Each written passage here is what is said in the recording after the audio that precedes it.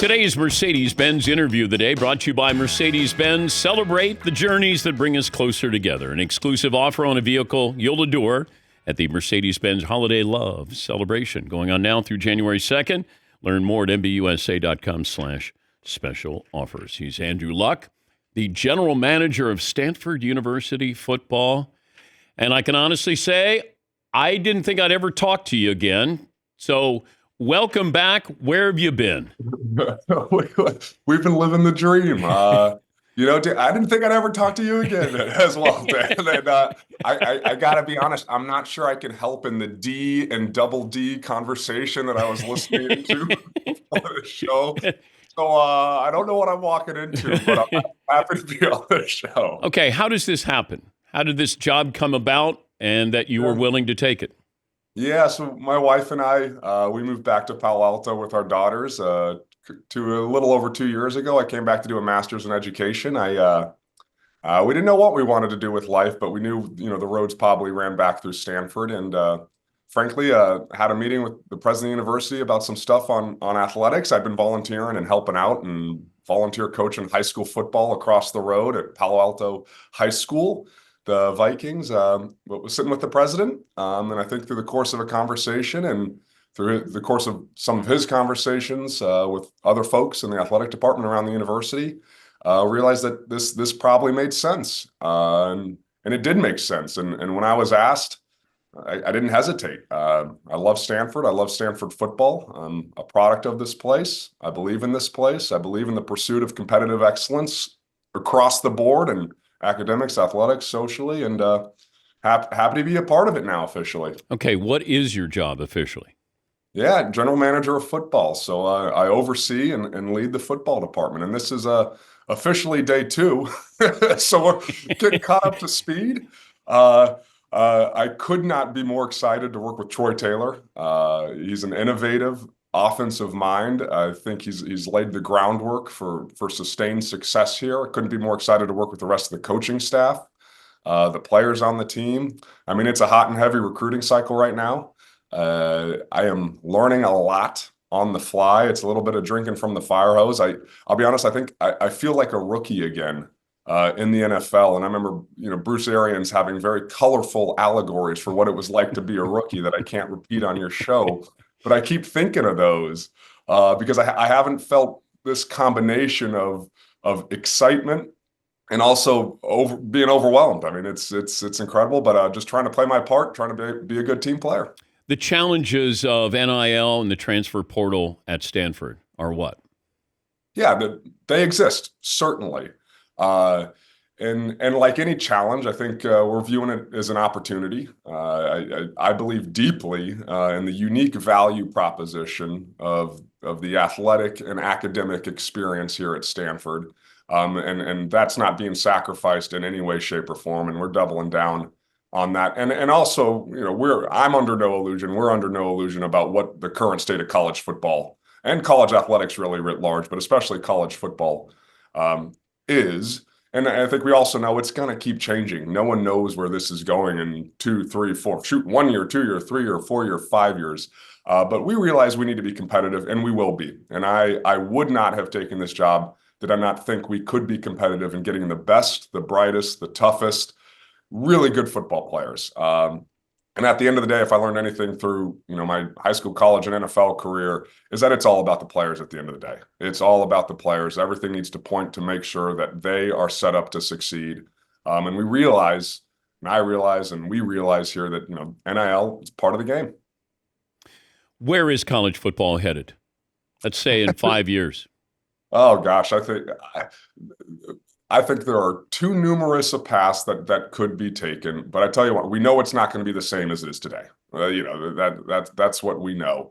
And part of this role and my role, and I think the setup, the structure of this is that President Levin here at Stanford is realizing, our athletic director Bernard Muir is realizing that we've got to be able to adapt to change. Everybody is going to have to be able to adapt to change. That's part of why we're taking this step with having a general manager sort of atop the football organization, so that when change comes, we're flexible enough, we're nimble enough to take the appropriate steps that are best for our university and our athletic department and our student athletes. But do you see a NFL format coming up with college football? This is speculation, Dan. Anything Yeah, I'm but talking you about, as a GM have to think down the road of how do we fit into the landscape here? absolutely. And we got to win. To fit in the landscape, we got to win. True. I mean, I like period. Period. And that is the North Star in winning. In consonance, in alignment with the values of this university, which I deeply believe in. So we got to win. Period. And we're gonna win. And I know I lived it here against the odds, and we've lived it and won at this university. And where is it going? Does it end up looking like a professional model? I mean, it's starting to today. It's starting to this year. So I certainly see that being one of the roads that could be taken. He's Andrew Luck, GM of Stanford football. How much do you miss competition?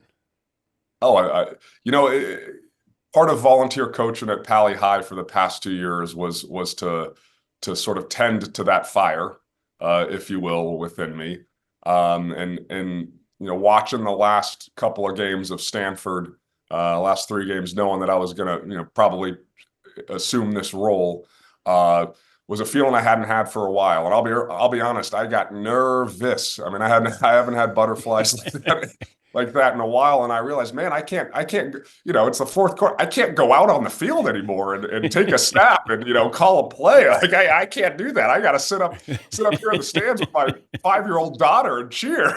So it's it'll be a new learning experience in that way as well. But yeah, I was curious what the competitive fire would be like when retiring from the NFL, frankly. And it's honestly, it feels a little bit life affirming to have that full body get into it feeling during a football game again. I'm looking forward to that. What's it like, though? You take off that uniform, you get rid of that career, you go home and you're raising babies. You're a stay-at-home dad. Give me the transition. How long did it take before you got into dad mode where you're raising daughters, you're changing diapers, there's daycare, there's feeding, there's all of these things? Let me tell you, there aren't 70,000 people cheering for you when you change a diaper at 3 a.m. and then have to go get a yogurt out of the fridge for your wife because she's hungry. And our daughter Lucy, she didn't care what was going on in my life. She needed the support. So it was yes, it was a transition. I am thankful and grateful. I can't imagine my life without it. I think it brought a perspective that I certainly needed at a very deep level. And we have 2 beautiful daughters. I would not have changed my time in the world with them over the past 5 years for anything. But this time now made sense for us as a family. And it wasn't, and yeah, it was, I feel like I lived the domestic life for 5 years and supported the family in different ways. And again, I'm thankful for it and grateful for it. Wouldn't change it for the world. And we as a family were ready for this opportunity back at Stanford as well. Look, I met my wife here. We met as freshmen in the dorm. She was a gymnast. So Stanford athletics, football, gymnastics, the rest of the sports. This is the greatest athletic department I'd say in the world. Like you look at the Olympics, we had 59 athletes, we had over 30 medals. We supported Team USA in a way that I think folks don't quite appreciate or realize. And I'm excited for Stanford football to continue to do its part to support the greatest athletic department in the world, or at least the country. Let me go deep with you here. Were you a football player or a guy who was really good at playing football? That's a great question. And I have reflected on that. When I retired from the NFL, and I think I've noticed in talking to other folks who have retired, and I think no matter whatever the circumstances, it's difficult. Whether it's after college, after a short career, after a long career, it's a difficult and challenging process. And there was a grieving period, because a part of my identity died. And that part of me was a football player, and that was a huge huge part of me. Certainly I was more than just a football player, just like everybody out there doing, you're more than just the host of the Dan Patrick Show, the illustrious Dan Patrick Show. But there's a grieving period. And of course life goes on, and daughters and family and other things, begin to fill that void.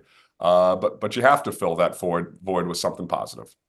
It almost felt like there were more questions about your retirement than the end of The Sopranos. I don't know if that's a good or bad thing. Well, your career died, and somebody may have died in The Sopranos, but it was just one of those where it's like, wait, what happened? Because they finally got around to giving you an offensive line. And I guess everybody was shocked that you could walk away from that when it felt like the Colts finally caught up to you in protecting you and giving you a good team around you.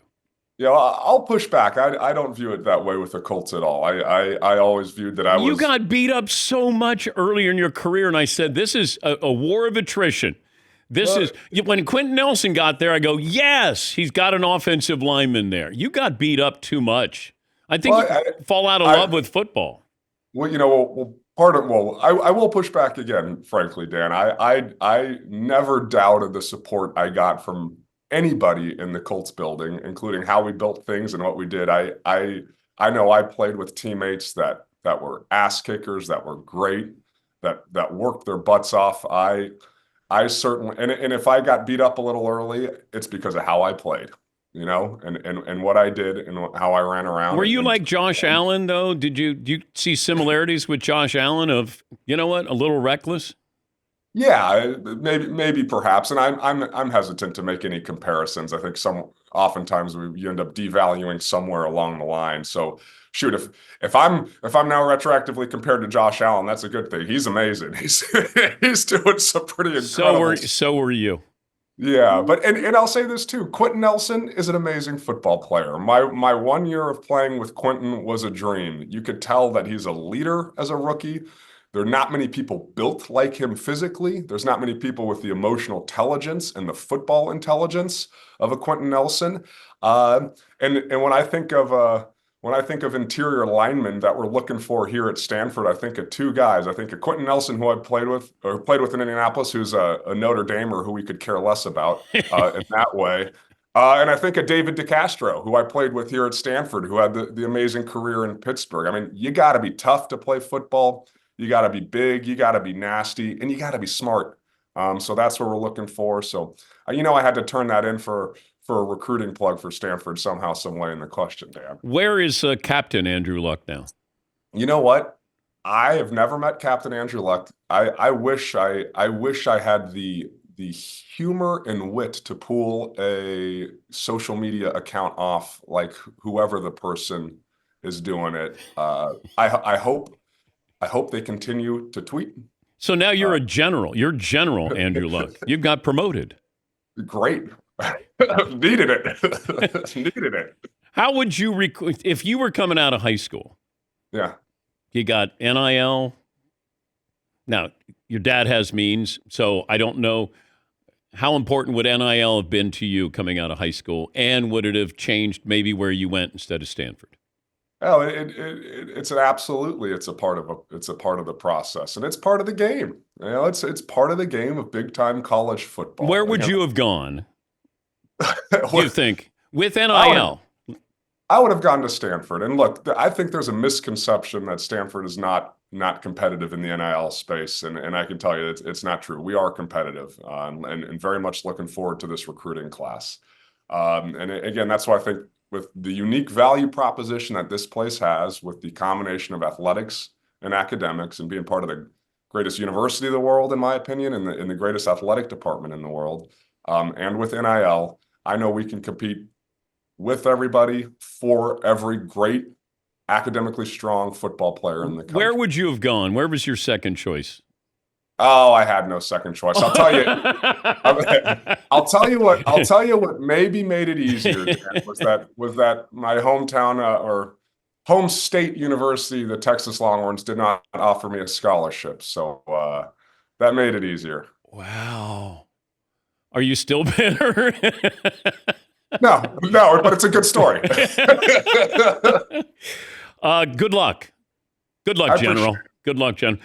What about the Book of the Month Club? Is that going to be brought back? We did have somebody who called in yesterday knowing you were going to be on.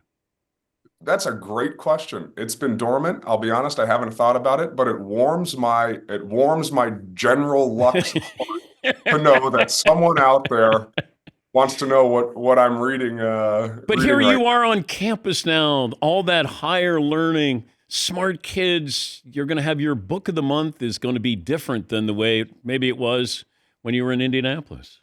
One, I wouldn't devalue the intellect of folks in Indianapolis. It was Pat McAfee never read a book. You know what, Pat McAfee? I bet Pat McAfee read a book, and his intelligence is off the charts. I think McAfee read a magazine. Maybe he didn't read a book. Pat's crushing it. That's all I'll say. He is. He was a great teammate, and he is doing a heck of a job out there and bringing a lot of joy to people's lives. Was he this goofy when you played with him? You know what, Pat? People ask a lot about Pat. I mean, Pat's famous. I mean, capital F famous. There's no doubt. Yeah. And I always come back to two things. One, he has a big personality and was not afraid to talk. Right. Period. So it's no surprise he is where he is. Two, he was a great teammate and a great punter. And a punter is an offensive and defensive weapon when they're really good. And he was really, really good. I had a kid at Pally High, our punter, would still do the Pat McAfee celebration if he, in practice or in a game, downed it within the 10-yard line. So, did you have to worry about McAfee on a bye week, though? No, okay, not at all. Yeah, all right. Well, congratulations. Welcome back home. Appreciate it. And don't make it 5 years the next time we talk, okay? Was it that long? It was over 5 years. It was 5 years and 4 months. 5 years and 4 months. You've got good data, folks. There, Dan. Yes. Real good data.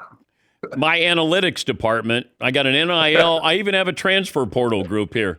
I just need a GM. Good. So, good luck. Thanks for joining us. Appreciate it. That's General Andrew Luck, the general manager at Stanford.